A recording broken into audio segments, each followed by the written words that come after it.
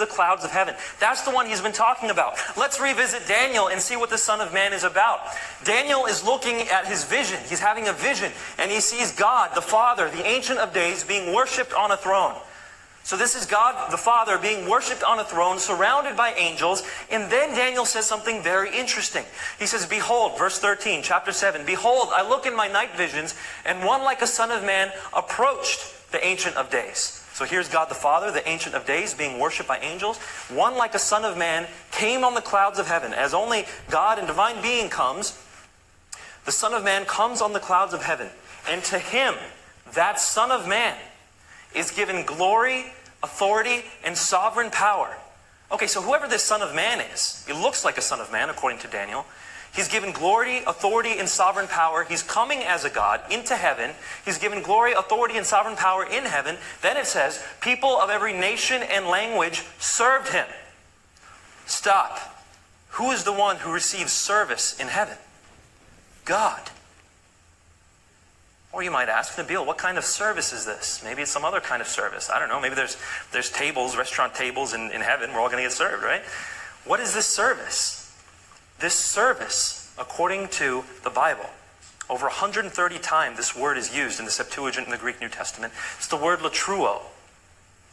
Every single time this word service is used, it's used as a word due only to God. Due only to God. No human ever receives latruo. Actually, one time a human does receive latruo, and God curses that. He says, essentially, that is due to me. You are cursed for having received latruo. And yet here, the one who looks like a son of man, who has glory, authority, and sovereign power in heaven, came as God comes, is being served in heaven with a service due only to God by all people of every nation and language. And then it says, his kingdom is one that will not pass away, and his dominion will never be destroyed. Wait a minute. Stop.